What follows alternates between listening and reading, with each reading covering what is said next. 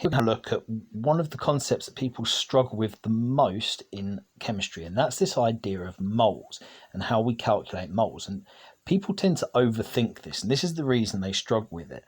All you have to really do is think about a mole as a number, right? You'll be familiar with things like pi in maths. It's the same concept. The mole is like chemistry's pi in maths, right?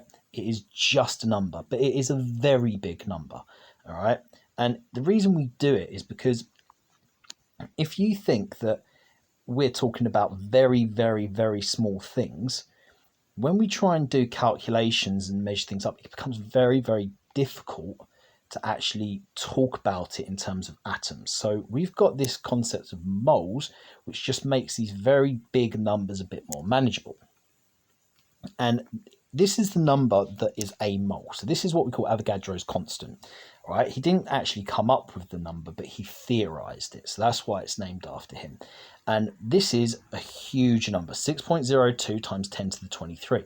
And this number is actually a bigger number than the number of grains of sand on Earth, which gives you an idea of why it's important that we basically make this number equal 1 mole. All right, and that's all it is. If we talk about a mole, we're just talking about that number of particles. And what's really, really clever about this is if we look at it in the periodic table, 1 mole equals the MR of the compound in grams. So for example, let's go above here. For example, 1 mole of, let's say something like, let's go helium, 1 mole of helium, because helium's a monoatomic atom, so it only ever appears on its own. It's got an atomic mass of 4, so its mass of 1 mole would be 4 grams. All right, so a mole of helium is 4 grams. So that's what's really clever. So the MR of helium, which is 4 grams. Oxygen, which would be O2, has an atomic mass of 16. So therefore it would be 32 would be its MR of a molecule, because O2, so it's 2 times 16, so 32. 1 mole of oxygen is 32 grams. All right. Now we need to use this. So this is the sort of question you might get. How many moles in 22 grams of carbon dioxide? Now, the calculation for this, I'll do it in blue. The calculation for this is N equals your mass, which will represent by G, divided by your MR, right?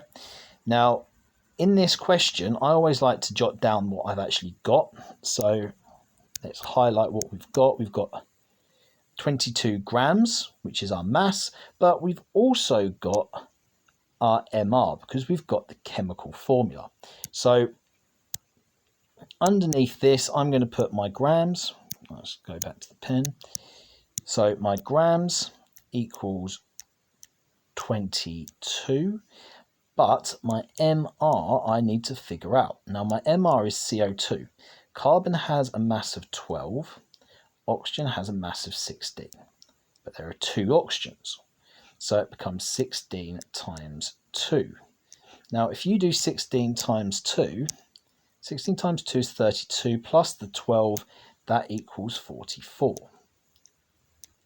Right, so the answer here is 44, which means that my value for N is my mystery, and I need to just substitute this number in here and this number in there, right?